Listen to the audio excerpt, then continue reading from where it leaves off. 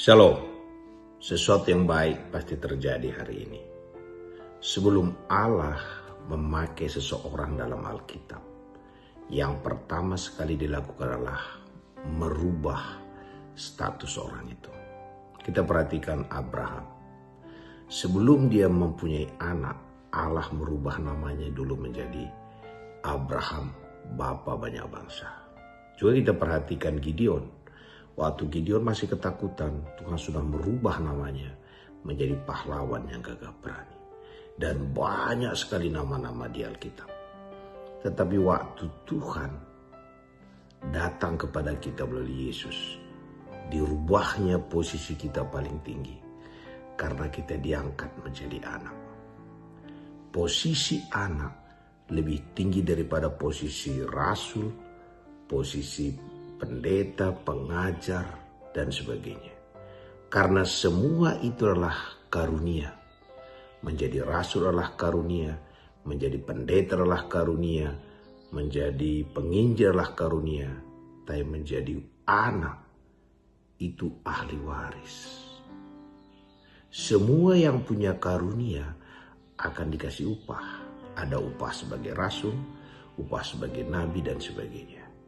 Tetapi sebagai anak, semua milik Bapa menjadi milik kita. Tidak ada status lebih tinggi daripada itu.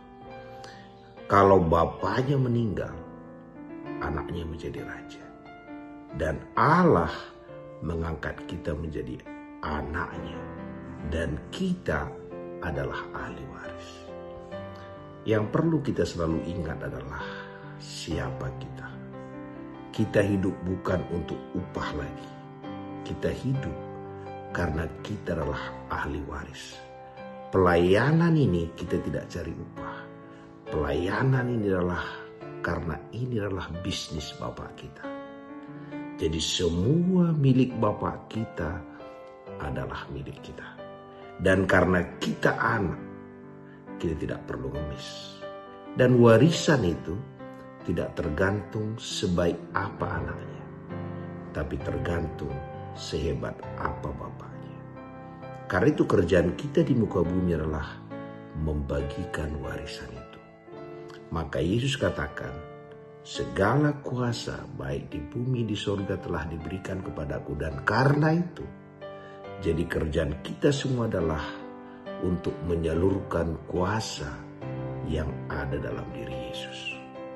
Dan untuk itu kita dilayakkan, kita dikuduskan, semua persyaratannya Yesus sudah kerjakan di kayu salib. Yang mau saya sampaikan adalah untuk menjadi anak itu, Yesus sudah lakukan semua syaratnya. Tidak perlu lagi kita kerjakan, karena syarat menjadi anak hanya satu, percaya saja. Dan waktu kita percaya bahwa kita anak, kita adalah ahli waris, maka semua milik Bapa milik kita. Bisnis Bapa bisnis kita. Bisnis Bapa adalah menjangkau orang yang terhilang. Jadi semua warisan itu adalah hanya dengan satu tujuan, supaya semua orang bisa mengenal siapa Bapa itu. Jadi kita semua anak-anak Tuhan, kerjaan kita adalah menyalurkan warisan yang tidak terbatas itu. Warisan kuasa, warisan kesembuhan, semua milik Bapa. Itu kita wariskan dan kita pakai untuk memenangkan orang.